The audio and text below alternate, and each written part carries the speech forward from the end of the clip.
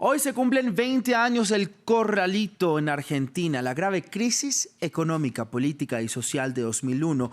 Por más de 3 años, los argentinos venían soportando la recesión más prolongada de la historia de su país. La pobreza había aumentado 12 puntos porcentuales durante ese periodo y el desempleo era récord, con 3 de cada 10 trabajadores desempleados. El gobierno del entonces presidente Fernando de la Rúa, que había asumido hacía ya 2 años para ese entonces, enfrentaba un dilema gracias a una ley aprobada una década atrás que ataba el valor de la moneda argentina al dólar, y también la demanda por estos había superado ampliamente la capacidad del país sudamericano de generar estas divisas. Los argentinos entonces empezaban a desconfiar de la solidez del sistema y enviar sus dólares a cuentas en el exterior, específicamente a la vecina Uruguay. En ese contexto, de la Rúa entonces firmó el decreto bautizado como el Corralito, para así evitar la caída del sistema financiero, pero desató todo lo contrario, una crisis social, política e incluso institucional. A los argentinos se les permitió sacar un máximo de 250 pesos o dólares en efectivo a la semana de sus cuentas, una cifra que por supuesto no cubría el ingreso mayoritario de la población en ese momento. También se prohibieron las transferencias de dinero al exterior. Veamos entonces el momento en el que se decretó este Corralito. Hemos tenido que adoptar una medida transitoria de limitación a la extracción de dinero en efectivo, y solo se podrá hacer durante este periodo de 90 días por cifras de 250 pesos semanales. Ahí vimos el anuncio del que fuera el ministro de Economía de la Rúa anunciando todo lo que fue este Corralito y lo que después desató. Algo que vamos a analizar con Fernando Marengo, economista jefe de Arriazu Macroanalistas. Gracias entonces por estar con nosotros, Fernando, en Directo América de France 24. Muy buen día. Le pregunto por qué el gobierno del entonces presidente de la Rúa tomó estas medidas y no fueron acertadas. No sé qué le parece a usted.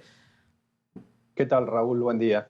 Definitivamente en el momento que se tomaron las medidas ya no había más alternativa que restringir la circulación de los pesos. Yo diría que Argentina tiene una historia permanente de desequilibrio fiscal, que se financia o emitiendo deuda o pesos, y siempre termina el país en una crisis, ya sea de deuda o en una crisis inflacionaria. En ese momento el problema era la deuda, que estaba básicamente en los bancos. Ahora, ¿por qué 20 años después Argentina continúa en esta crisis? ¿Qué ha cambiado en el país luego de 20 años de este Corralito? Bueno, claramente no cambió mucho, por eso estamos de nuevo en una situación que se puede definir como apremiante. Argentina tiene una historia de décadas de déficit fiscal, donde el gobierno siempre gasta más de lo que recauda. Y esto genera necesidades de financiamiento, que si se lo financia emitiendo deuda, terminamos en una crisis de deuda. Argentina tiene un triste récord de reestructuraciones de deuda. Y si se lo financia emitiendo pesos, terminamos con un problema inflacionario. Y Argentina también tiene un triste récord de historia inflacionaria a nivel mundial. Ahora, digamos que no es la primera vez que se ha hecho un Corralito a nivel mundial. También lo vimos en Grecia en el año 2015. ¿Qué es y cómo funciona un Corralito? Básicamente lo que ocurre es que en un momento de desconfianza la gente va a retirar sus ahorros de una entidad financiera, y claramente esos ahorros no están en la entidad financiera, sino que el banco se los prestó a alguien. Generalmente lo saludable sería que se lo preste al sector privado para inversiones. En el caso del 2000 Argentina, casi la mitad de ese crédito había ido a la compra de deuda del gobierno. Entonces llega un momento donde los ahorristas sienten desconfianza, quieren retirar sus recursos de los bancos. El banco no tiene la liquidez porque se la prestó al Tesoro, entonces la única forma de evitar el quiebre por un problema de liquidez de las entidades es hacer un corralito. ¿Qué es el corralito? Todos los pesos quedan dentro del sistema financiero, no se lo puede sacar para comprar divisa, y la única operación permitida es transferir los pesos entre distintas cuentas bancarias. Fernando, la relación, hablemos ahora de la actualidad, la relación de Argentina con el Fondo Monetario Internacional, que como lo vemos ya ha sido de amores y odios. ¿Debe alejarse entonces el país de este organismo o todo lo contrario? ¿Qué tiene que hacer además Argentina para poder superar esta crisis financiera que sufre actualmente?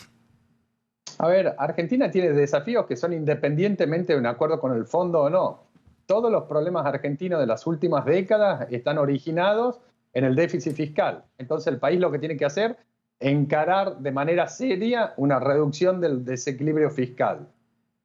Ahora, ese es uno de los desafíos. El otro desafío es que el año que viene Argentina tiene que enfrentar vencimientos con el Fondo Monetario equivalente a casi 5 puntos del PBI y no tiene los recursos para hacer los pagos. Entonces no hay otra alternativa que conseguir un acuerdo para refinanciar los vencimientos y evitar un default también con el Fondo Monetario, lo cual impediría los desembolsos, además del BID, Banco Mundial, que son las únicas fuertes de divisas que enfrenta actualmente la economía, más allá de las exportaciones. Digamos que eso es lo que tendría que hacer entonces el gobierno argentino para sortear esta crisis económica, pero en la práctica, ¿sí lo puede lograr el gobierno del actual presidente Alberto Fernández? A ver, ese es el desafío que tiene. La pregunta si puede o no, creo que ahí hay tres claves. Primero, hay que entender la necesidad. Lo segundo, hay que estar dispuesto a hacerlo. Y lo tercero, hay que tener el poder político para enfrentar las consecuencias. La reducción de un déficit fiscal, el ajuste del tipo de cambio, ajuste de tarifas congeladas, descongelar el precio de los productos que hace un par de meses que no se permiten aumentar en un país que tiene más del 50% de inflación anual, claramente empieza a generar desequilibrio. Ahora, ajustar esos desequilibrios determina sectores ganadores y perdedores y hay que tener el poder político para enfrentar a aquellos sectores que son perdedores. Si se afloja ante la demanda de los sectores que son perdedores, el riesgo es que la inflación se acelere incluso por arriba del 50% anual actual, ¿no? Usted habla de la inflación, que es uno de los principales problemas no solo de Argentina, sino también de nuestra región, de América Latina. ¿Cómo se puede frenar? ¿Cómo se puede parar esta inflación que todos los días va creciendo? A ver, es cierto que toda América Latina, y yo diría que también una parte importante del mundo, empezó a haber problemas inflacionarios. Ahora, Argentina es un caso extremo. En los últimos 70 años promedió 65% de inflación por año. Y en los últimos 3 años, Argentina es uno de los 5 países con más inflación en el mundo. El caso de América Latina es cierto, es preocupante, se está acelerando la tasa de inflación y eso es consecuencia de 2 factores. Primero, los fuertes déficits fiscales en los cuales incurrieron todas las economías del mundo, también no es la excepción América Latina, consecuencia de la pandemia y la necesidad de hacer una contención sanitaria y social.